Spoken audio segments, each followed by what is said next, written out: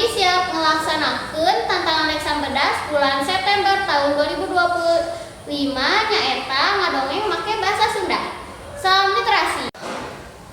Zaman baheula di Tatar Sunda aya saurang putri anu kacida geulisna ngaranna teh Dayang Sumbi. Anjeunna teh resep pisan nenun kain. Hiji mangsa nalika keur nenun, benang anu keur dianggena ragrag ka handap. Dayang Sumbi ngaraos hoream pikeun nyandak eta benang. Tuluy manehna nyarios. Saha wae anu nyandak benang abdi ka handap, lamun lalaki bakal jadi caroge ku abdi, lamun awewena bakal dijadikeun dulur ku abdi. Teu lila Dayang Sumbi teh dongkap hiji anjing anu ngaranna teh Situmang. Anjeunna teh nyandak eta benang tuluy merekeun ka Dayang Sumbi. Dayang Sumbi teh ngarasa kaget, tapi kudu nyumponan jangjina. Tungtungna Dayang Sumbi teh nikah jeung Situmang. Sanajan wujudna anjing, sabenerna Situmang ieu teh titisan dewa. Tina eta perkawinan lahirlah seorang budak lalaki anu gagah tur kuat ngaranna Sangkuriang. Ti leutik Sangkuriang resep pisan moro kaleuweung bareng jeung Situmang. Sanajan kitu Sangkuriang henteu terang yen Situmang teh sabenerna bapana sorangan. Hiji poe Dayang Sumbi nyuhunkeun ka Sangkuriang supados ngala daging kijang pikeun di dahar. Sangkuriang indit we kaleuweung babarengan jeung Situmang. Tapi henteu menang daging kijang. Kurasa ambek jeung putus asa, Sangkuriang malah maehan Situmang. Tuluy weh daging hate si kijang, daging hate Situmang na teh di cokot ku eta Sangkuriang teh. Geus kitu teh dipasak we ku Dayang Sumbi, teras diemam ku anjeunna sareng Sangkuriang. Lila kalilaan Dayang Sumbi teh karek nyadar Situmang teu aya.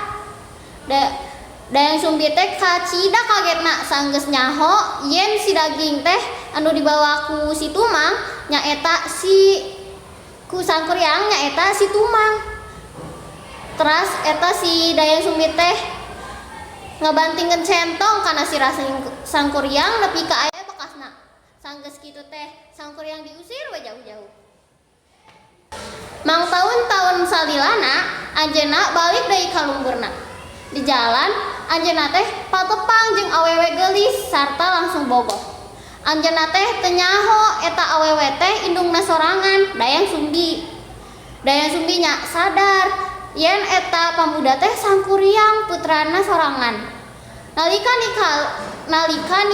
ningali aya tatu dina sirahna. Sanggeus kitu teh ngahalangan niat Sangkuriang putrana sorangan, Dayang Sumbi masrahkeun hiji syarat anu mustahil. Lamun arek nikah jeung abdi kudu nyieun parahu badag tur ngajieun situ dina hiji peuting kudu rengse samemeh fajar. Sangkuriang satuju, tuluy gawe we barengan jeung makhluk halus. Gunung digali dijadikeun bendungan, taneuhna teh dijieun situ jeung kai tina leuweung dipake pikeun parahu. Dayang Sumbi teh ngarasa hariwang sabab gawena teh hampir rengse.